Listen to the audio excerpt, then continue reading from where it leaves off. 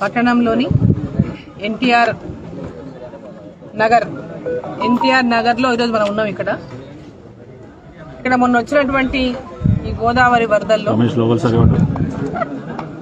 ఇక్కడ ఉన్నటువంటి 700 కుటుంబాలు, అంటే 700 ఇళ్ళు, 700 కుటుంబాలు, 700 ఇండ్లలోకి కంప్లీట్ ఇండ్లు మొత్తం కూడా ఈ సుందిల్ల బ్యాక్ వాటర్, కాళేశ్వరం కింద నిర్మించినటువంటి సుందిల్ల బ్యాక్ వాటర్ ద్వారా మొత్తం కూడా ఈ ప్రాంతం కూడా సబ్మర్జ్ అయింది, మొత్తం మునిగిపోయింది. ఆల్మోస్ట్ ప్రతి ఇల్లు కూడా నీళ్లలోనే ఉంది. ఇంటి కప్పు పైన మనం చూస్తుంటే కనుక ఆ కప్పు ఉన్నటువంటి పక్కన ఉన్నటువంటి ఆ పోల్ చూస్తే పోల్ పై వరకు కూడా నీళ్ళు ఎట్లా అయిపోయినాయి, అక్కడ ఏ విధంగా నిలిచిపోయినా మనకు కనపడుతుంది స్పష్టంగా చూస్తే.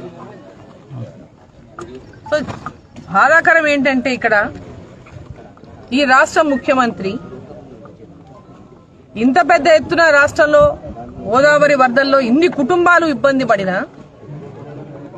ఇన్ని కుటుంబాలు ఇప్పటికీ ఇబ్బంది పడి రోడ్డు మీద జీవనం కొనసాగిస్తున్నా ఈ రాష్ట్ర ముఖ్యమంత్రి స్పందించకపోవడం, రాష్ట్ర ముఖ్యమంత్రి ఇక్కడ రాకపోవడం, వాళ్ళ కష్టాలు చూడకపోవడం, వాళ్ళ కష్టాల పరిష్కారం కోసం వాళ్ళకి ఒక హామీ ఇవ్వకపోవడం,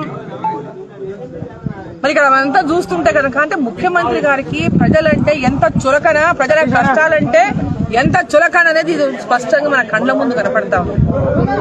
కాళేశ్వరం నేనే డిజైన్ చేసిన ఘనంగా చెప్పుకున్నటువంటి ముఖ్యమంత్రి గారు కాళేశ్వరం ఈరోజు బాహుబలి మోటార్లని ప్రచారం చేసుకున్నటువంటి ముఖ్యమంత్రి గారు ఈరోజు వాటి పరిస్థితి చూసినాం. ఏం పరిస్థితి అయింది, బాహుబలి మోటార్లు ఏమైనాయి, కాళేశ్వరంలో పంపులు ఎట్లా మునిగిపోయినాయి, కాళేశ్వరంలో ఈరోజు ఏం దారుణమైనటువంటి కాళేశ్వరం ప్రాజెక్టు ఈ ముఖ్యమంత్రి గారు నిర్మాణం తలపెట్టిరో ఒక్కసారి మనం అందరం కూడా చూస్తే ఆయన ఇంజనీరింగ్ ఎంత బ్రహ్మాండంగా ఉందో మనకు అందరికి ఈరోజు అర్థమైంది. ఫస్ట్ నుంచి కూడా చెప్తూనే ఉన్నాం కాళేశ్వరం విషయంలో. ముఖ్యమంత్రి గారు పెద్ద ఎత్తున ప్రచారం చేసుకున్నారు. కాళేశ్వరం ప్రాజెక్టు ద్వారా ఏదో ప్రతి ఎకరాకు నీళ్లు వచ్చేస్తాయి, తెలంగాణలోని ప్రాజెక్టు దేశంలో ఎక్కడ లేదు అని బ్రహ్మాండంగా ప్రాజెక్టు గురించి ప్రచారం చేసుకుని ఈరోజు వాస్తవాలు చెప్తే కూడా ఎవరికి ఎప్పుడు అర్థం కాలేదు. నేను ప్రెస్ మీట్ లో మళ్ళీ మాట్లాడతా. ఇక్కడ మటుకు ఇప్పుడు ఉన్నటువంటి విషయాలు ఈ ప్రాంతం అంతా మనం కనుక చూస్తే వాళ్ళ పరిస్థితి దీనాతి దీనంగా ఉన్నది. ఇక్కడ ఉన్నటువంటి 700 కుటుంబాల యొక్క కుటుంబ సభ్యులు, భర్త లేని వాళ్ళు కొంతమంది, తల్లిదండ్రులు లేని వాళ్ళు కొంతమంది, ముసలి వాళ్ళు కొంతమంది, ఒక దీనమైనటువంటి పరిస్థితిలో ఈరోజు ఇక్కడ నివాసం ఉంటుంటే ఈ రాష్ట్ర ప్రభుత్వం ఇప్పటిదాకా స్పందించకపోవడం అనేది సిగ్గుచేటు. ముఖ్యమంత్రి తల వంచుకోవాలి.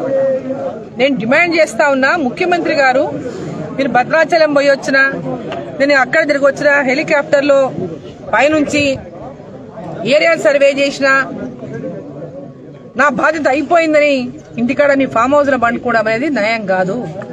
మంచిర్యాలకు వచ్చిపోయినరా, మంచిర్యాల పరిస్థితి మీరు చూసిండ్రా, మంచిర్యాల 700 కుటుంబాలు ఎట్లా బతుకుతున్నాయి, ఎట్లా తింటున్నారు, ఎట్లా ఉంటున్నారు, ఎట్లా నిద్రపోతున్నారు, పడుకోవడానికి, స్నానం చేయడానికి, తినడానికి వాళ్ళకి ఏ విధంగా ఉంటున్నారో ఒకసారి చూసిండ్రా? రండి ముఖ్యమంత్రి గారు, దయచేసి ఒకసారి వచ్చి ఈ ప్రాంతాన్ని విజిట్ చేయండి.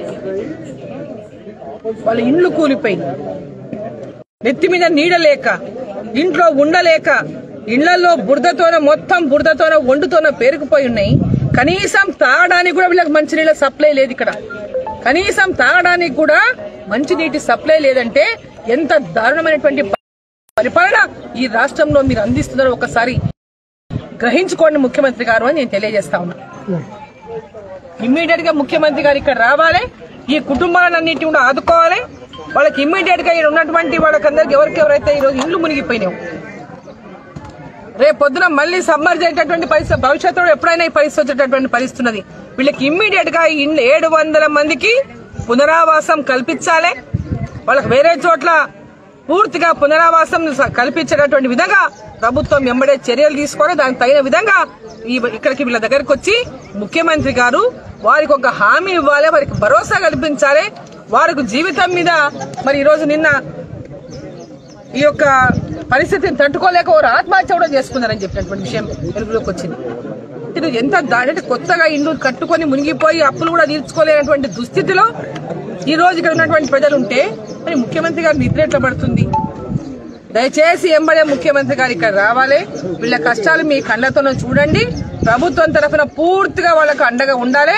ఈ రోజు వాళ్ళకి ఒక్కొక్క ఇంటికి నష్టపరిహారం మిగతా చోట్ల ప్రకటించినట్టు కానీ ఇమ్మీడియట్ గా వాళ్లకు కనీసం రోజు భోజనం కోసం మాత్రమే మీరు ఇచ్చే 10,000 వాళ్ళు కంప్లీట్ గా పోయినటువంటి లాస్ మీరు ఎప్పుడు పరిస్థితులు పూడ్చలేదు. ఆ కుటుంబాలను ఏ విధంగా ఆదుకుంటారు? వాళ్ళు ఒక్కొక్క ఇంట్లో లక్షల రూపాయల నష్టం జరిగింది. వాళ్ళకి ఏ విధంగా భరోసా కల్పిస్తారు? వాళ్ళకి ఏ విధంగా ఈరోజు ప్రభుత్వం తరఫున ఆదుకుంటున్నటువంటి విషయాన్ని స్పష్టం చేయాల్సినటువంటి అవసరం ఉంది. వాళ్ళు మీరందరి ప్రభుత్వం తరఫున ఎవరో వచ్చి మాకు ఆదుకుంటున్నటువంటి ఒక ఎదురు చూపులతో ప్రజలు ఇక్కడ ఉన్నారు. ప్రభుత్వం ఎంబడే వచ్చి ఆదుకోవాలి. ఈరోజు భారతీయ జనతా పార్టీ తప్ప, భారతీయ జనతా పార్టీ కార్యకర్తలు తప్ప ఇక్కడ ఎవరికి కనీసం వచ్చి చూడలేదు, మమ్మల్ని పలకరించలేనటువంటి మాట ప్రతి ఒక్క ఇంట్లో చెప్తా ఉన్నారు. భారతీయ జనతా పార్టీ సేవా కార్యక్రమాల ద్వారా వాళ్ళకి అందరికీ ఈరోజు అండగా నిలబడింది. వారికి భోజనమే గాని, వాళ్ళకు సరుకులే గాని ఈరోజు అందరూ చేస్తూ భారతీయ జనతా పార్టీ కార్యకర్తలు మంచిర్యాల ఉన్నటువంటి రఘునాథ్ గారు గాని, జిల్లా అధ్యక్షులు గాని, జిల్లాలో ఉన్నటువంటి కార్యకర్తలు అందరూ కూడా ఈరోజు ఉండి వారికి సేవలు అందిస్తా ఉన్నారు. ఈరోజు ఇమ్మీడియట్ గా ప్రభుత్వం తరఫున కూడా వెంబడే స్పందించాలి. ఈ మంచిర్యాల పట్టణంలో ఎదుర్కొన్నటువంటి ఈ యొక్క 700 కుటుంబాలను ఎన్టీఆర్ నగర్ లో ఉన్నటువంటి కుటుంబాలను ఎందరే ఎంబడే ఆదు. హాయ్ ఫ్రెండ్స్, మా టుడే టుమారో యూట్యూబ్ ఛానల్ చూస్తున్నందుకు చాలా థ్యాంక్స్. మరిన్ని లేటెస్ట్ వీడియోస్ కోసం వెంటనే సబ్స్క్రైబ్ చేయండి. అలాగే ఈ బెల్ ని కూడా రింగ్ చేసేయండి. మా నోటిఫికేషన్స్ అన్ని మీ మొబైల్లో వస్తాయి. అలాగే మా వీడియోస్ మీకు నచ్చితే లైక్ చేయండి, షేర్ చేయండి, నచ్చకపోతే కామెంట్ చేయండి.